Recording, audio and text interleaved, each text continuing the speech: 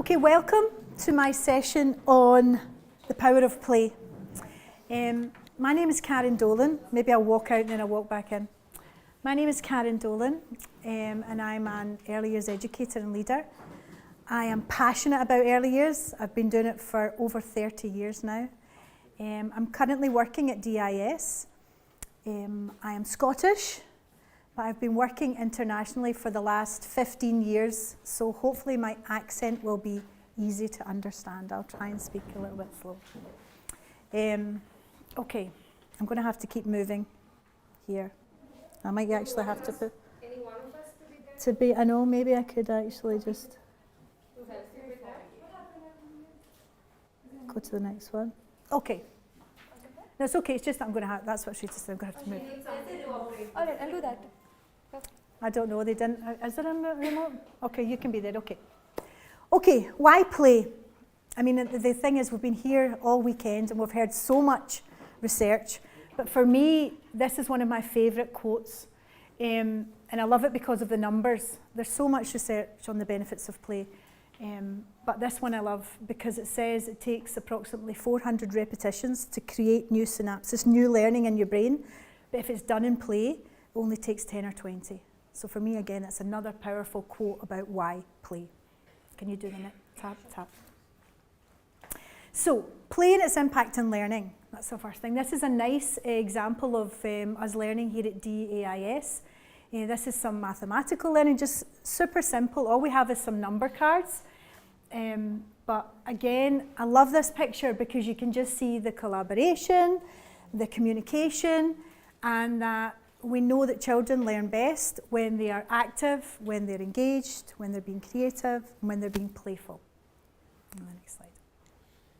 So, play and its impact on well-being. For me, this is why I wanted to do this session today, because for me they really go hand in hand. It's like balancing scales. You can't have one without the other.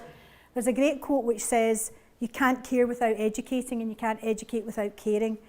And so I want to talk today about play and well-being and its impact. Oh, yeah. So this here is one of our messy play days at DIS, and Ashrita, who's just outside, has been instrumental in implementing this. So one day a week we have a messy play day, and we just have water and mud, and the children bring in a change of clothes and they have their Crocs, and it's become one of the favourite days of the week. The children are like, when's it messy play day? When's it messy play day? When's it messy play day?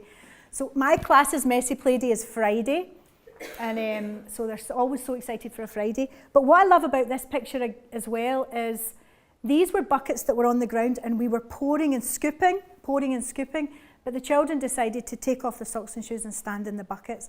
And I think you can see from their faces just the joy and the satisfaction of, I don't know if it's actually I'm doing something I'm not supposed to be doing, or even if it's just the sensory experience of the water on their feet. And this is the other thing I love about play. When you give them the opportunities, they become just super creative, you know, they decide what they want to do. They're agents of their own play. Yes, I think that's the next.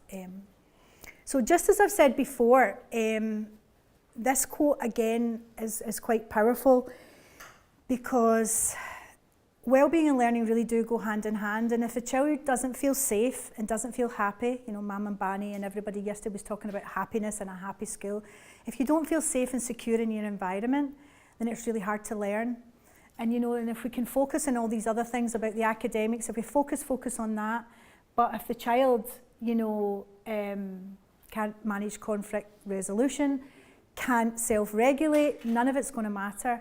And there's a lot of research that actually social interaction and emotional well-being impacts your career path. It impacts adult mental health. You know, so it's not just even about now. And even actually yesterday, the Dr. Vanya, talking about the brain and how how the interaction can really affect a baby and a young child's brain. And so we know all the research, and it's really important that we focus on both, right? I think there's the next slide now. Thank you, that's good, I've got a person. So today we're going to focus on these three organisations. So the first one is Birth to 5 Matters. I don't know if anyone's aware of that, but that's a coalition of like 16 early years organisations. And they got together and did a huge amount of research. And that's where a lot of the early years framework and pedagogy comes from over in the Western world. maybe sometimes here as well. Education Scotland, woohoo, because I'm Scottish, and Harvard Project Zero. So today, in Birth to 5 Matters, they focus on 3 things. The first thing is the unique child. The second thing is enabling environments, and the third thing is positive relationships, okay? So how can we ensure that we're educating for learning and well-being? Can you do the next slide? Well done, doing a good job. Okay, so now I'm going to ask to be a little bit interactive. I want us to do a little quiz, and then we're going to go back to it later on in the session. But if you have a phone, I'm hoping this works. I'm hoping this really works. Everyone pray that this works. If you have a phone, if you can do the QR code, and the question is, what do you think is the highest factor influencing student achievement? Do you think it's curriculum and pedagogy? Do you think it's the environment and resources? Do you think it's parents? Or do you think it's teachers? So if everyone takes a little minute, clicks on their phone, you can get up and get nearer it if you can. Is anyone on it? Oh, yes, it's working. Hooray. So here's the first thing that we're going to talk about, which is the unique child. And again, it's another photograph that I love. This is a little boy here at this school. And we put out these foam blocks and we were making roads and making paths and making different shapes, but he made this and just put it on his head. And I think it's a perfect example of that, thinking outside the box. It always makes me laugh and brings me a little bit of joy. But I think the thing about children is they're innately curious and creative.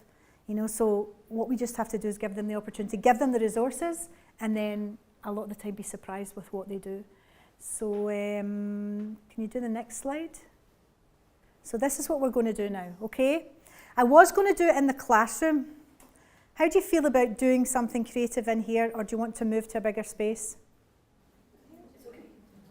Okay, let's take a vote. Is everyone okay here? Yes. Okay. So, talking of innately curious and creative, your only instructions are, I'm going to give you 5 minutes, and as a table, I want you to be as creative as you can with the roll of paper. That's all your instructions.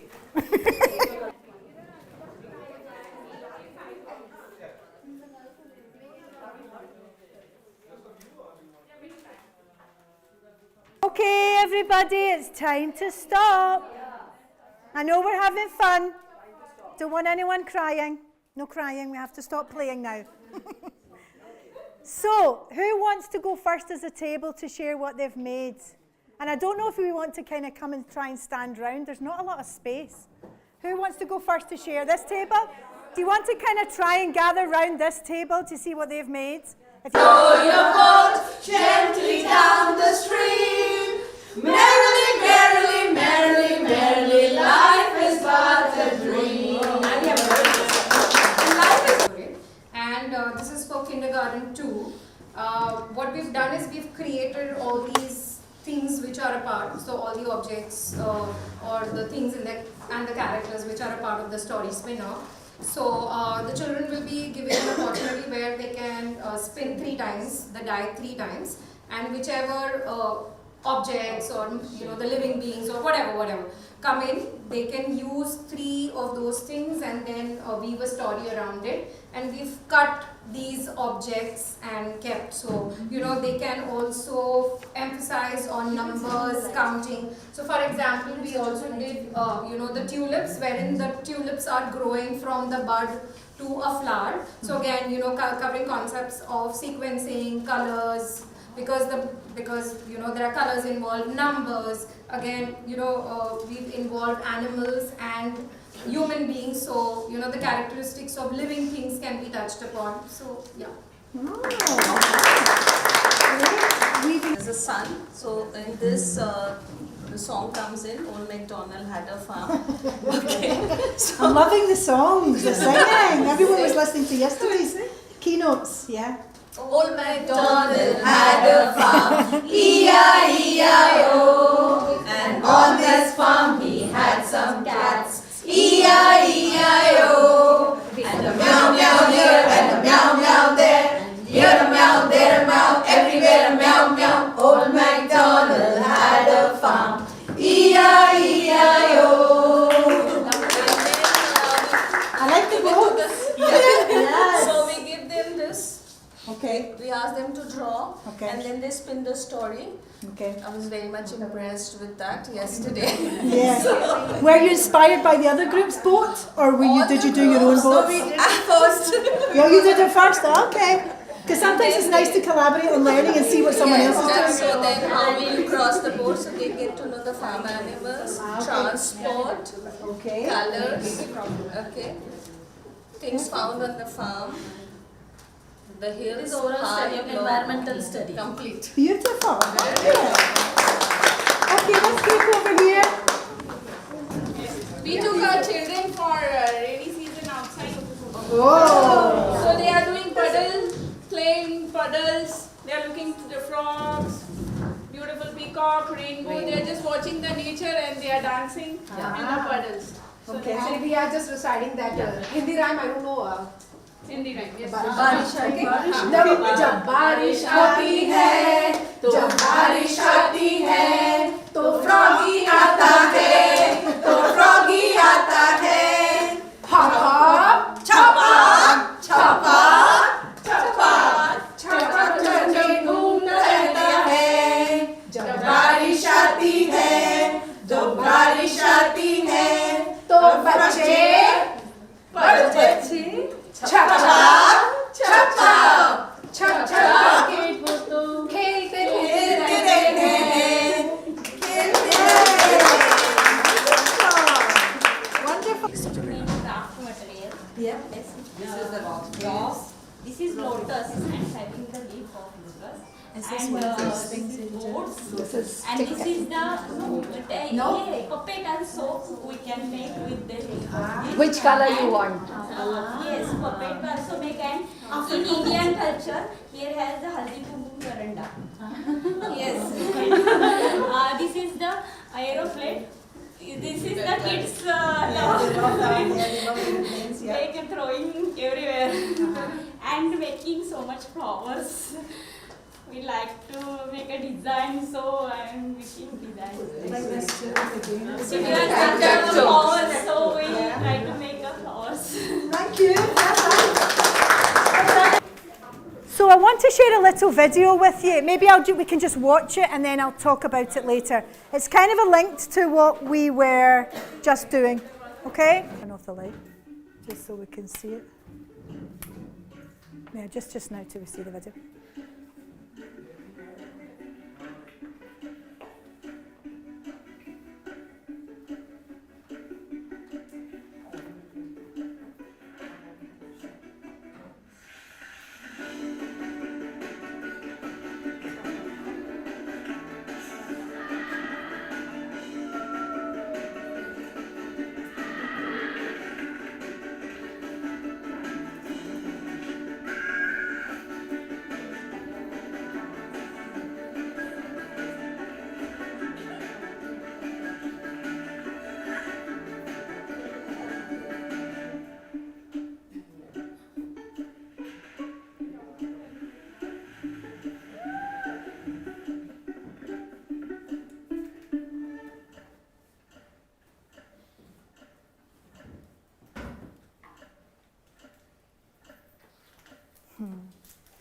Okay, so this is from the Lego Foundation. Maybe I'll put the lights back on. But what I think is really powerful about this video is the children weren't given any instructions. So they were just, obviously I did that to you because I wanted to see how creative you were, but they were just sat down with a piece of paper, no instructions. They didn't have pens or pencils or nothing, you know, but how creative they were. And I think that's what's just really powerful, given the opportunity, and even just, maybe can I turn the lights on now? Can somebody turn the light on? Because now we're dark. Just given simple materials, a roll of paper, and the time to be creative. Like, it's kind of quite powerful. They don't need a lot of stuff. I don't know if anyone was at my workshop yesterday, and it was about interactive read-alouds, and it was just about having one book. So yeah, it's great to have all these resources, but sometimes as well, it's just really powerful giving the child some time to be playful and creative, you know, to stepping back as an adult. Can you do the next slide? I'm not sure what the next one is. Yeah. Why it's important to be creative. So this is a document from Education Scotland, and it says why creativity skills are so important. And again, I'm going to give you the handout actually, just in a wee minute, maybe you can help me. but I'm going to give you a handout and we're going to look at it more deeply. But basically it's what I've been saying since the beginning. Like for me, they go hand in hand. The well-being and the education go hand in hand, and it tells you down here that we need it for, you know, Bloom's taxonomy of thinking, but we also need it for Maslow's hierarchy of needs. Like we need it, our needs need to be met before we're able to learn. So yeah, I've got some handouts that I was going to give out, and I think there might be enough for one each. Yeah, we can maybe pass them back. So what I was wanting you to do now, I'm watching the time. What time did we start? 55. So I think we've maybe got about 4 or 5 minutes. Maybe just you can have a look at it and a read at it, and maybe just turn to your partner and have a think about if there's anything in it that stands out for you. I think the writing is very tiny, I'm really sorry, but you can also go onto the Education Scotland website. They've got amazing stuff. But this is about creativity skills in particular, and why we need them for employability as well as for our well-being. So I'm just going to give you a little minute to kind of have a read about that, and maybe as a group you could maybe, let me see, 4 minutes, 3 or 4 minutes, you can have a read. And maybe as a table you could maybe pick out, if you could pick out maybe one thing that we can share back, or something that you think stands out to you. Okay? Excuse me, yeah. what to do with this? So see if you just want to have a look at it, and even talk to somebody beside you if something that maybe stands out, or something you think is important, or something you didn't know, or just have a little read and a little discussion about it. Anything that stands out, or anything you agree with or don't agree with. It's just for a little bit of learning. Yeah, it's a little bit of learning. I'm going to test something out. Waterfall. Ah, Shrita's just told me that. Well done, I'm glad you're here. I'm going to do it again. Waterfall. You should have been here when we were being creative, but we're so excited though. Okay, we're going to stop and move on, because we're kind of a limited time and we're running late, and I know people have got flights and lunches coming. So these things you can take away with you. The really good thing about this, which I'm going to hold up, is what we did there is we were creative, and this is the research to show why it's important to be creative. So you can it's good to have a little bit of a discussion, but you can take this away with you. And as I said, the Education Scotland website has an amazing stuff on much more stuff on why it's really important to be creative. So we're just going to keep moving on. Okay, so can you do the next slide? Right, that's a shame Rita's gone. So now we've done the unique child, now we're on enabling environments. And again, this is downstairs at DEIS, where we had a Makerspace Day. Did anyone go to the Makerspace workshop yesterday? Yeah. So it was inspired by this fabulous day that we had. So again, just giving children lots of resources in order to be creative. There wasn't a lot of instruction. It was just they had boxes and pipe cleaners and paint, and they were able to make whatever they wanted. I think what's really nice about this as well is we took it outside. You know, sometimes you can see that this can be a little bit tight. So again, about the environment, it's important that you've got space, space to be able to be creative and to move around and to have hands-on active learning. Can you do the next slide? Thank you. So here is an actual definition of what an enabling environment is. I don't know if you really necessarily want me to read it out, but it should be just specific. Children should feel happy and challenged, and it's a space where they should be able to be confidently able to play and learn. Now, is anyone familiar with this? No? Oh, okay, that's good. So this is from Project Zero. This is from Harvard Project Zero Classroom. And this is a great tool, because it's called the 8 cultural forces that define our classrooms. And it's a really great thing to have if you're ever assessing learning or assessing an environment. I love it. And if you look around the wheel, there are things, our time, I was talking about earlier on, if you're given time to be creative. Modelling, teacher modelling, language, the environment, interactions, we've been learning a lot about this weekend, routines, which again are super important, those routines that make you feel safe, expectations, and opportunities. Now, these cultural forces are specific for thinking, right? Harvard Project Zero are a lot about making the thinking visible, and I don't know if anyone was at my workshop, or if you go downstairs to lower kindergarten B, you'll see that we have the children's thinking visible on the walls. It's really important. But I'm going to give you this handout now. Again, it's another handout, but these are things that you can take away, right? You're going to be taken away and you can study them later. But I want us to think about these 8 cultural forces for play, right? So you can think about them for thinking, but for play. How do we make time for play? How do we model for play? How do we use language of play? So yes, we're going to give them out. There's enough for I think there's enough for one for everyone. I've got bigger ones as well. And again, this is a great resource if anyone wants to log on to Harvard Project Zero. There's bigger ones if anyone wants a bigger one. I've got lots of them. There's enough for everyone. Yeah. And again, just at your table, you can maybe just turn and talk or discuss with a friend. It's just really for reading about. We're now saying what's important about the environments, what's important to have in your classroom environment. And it's these 8 cultural forces are really important. I love these 2. I particularly love these 3. These are my 3 favourite. So we're just going to talk about that for another. You can just have a little read for just a couple of minutes and then we'll move on to the next slide. Giving you lots of handouts today.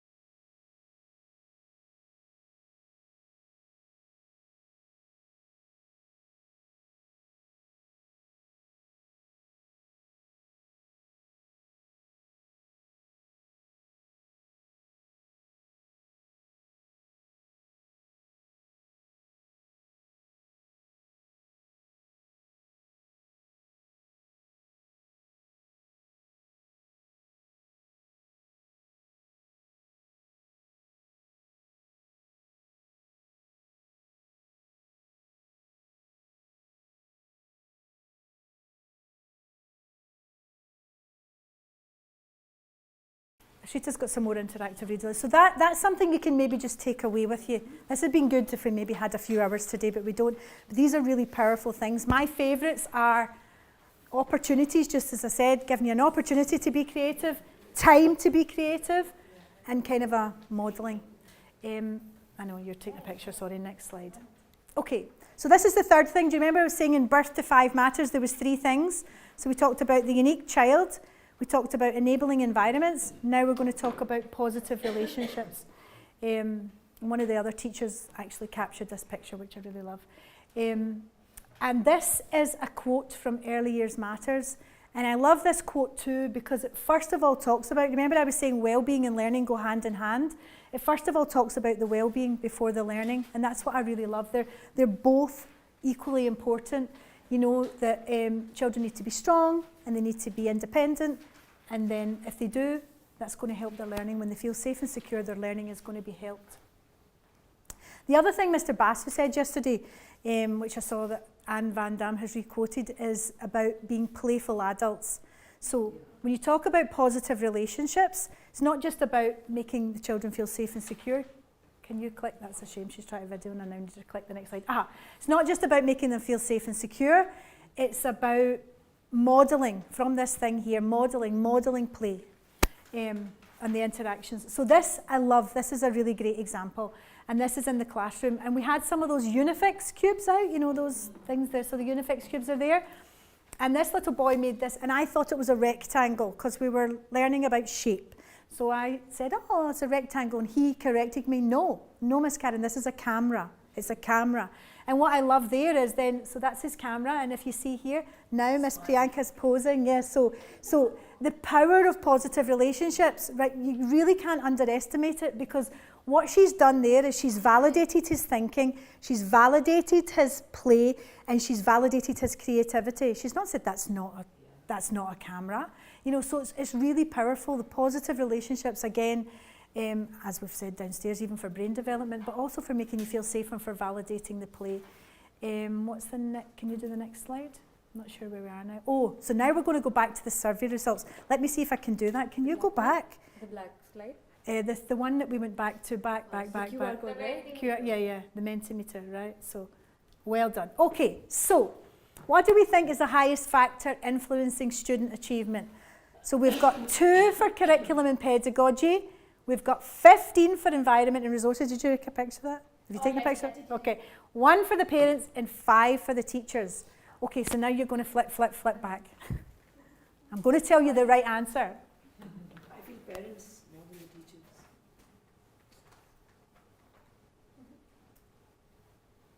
The circle one, right? Go to that one anyway, and then how have we come? Why are we out of presentation now? Yeah. It's not presenting. Which one? This one? If you do play from current slide.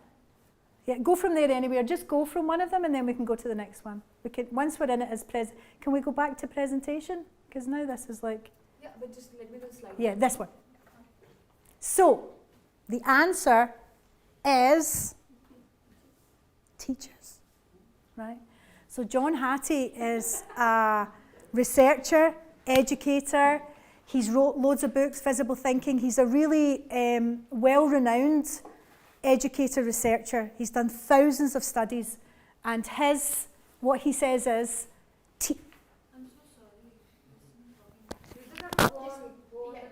can you do it, Taylor? Here on the top. Play from current slide. That's okay. Thank you, well done. Well done. Thank you. I'm glad I know, because I now I can blame you. That's the type of thing I would have done. Because I was like, I'm not going to have it. Anyway, Professor John Hattie said that teachers were the primary factor influencing student achievement. That's us.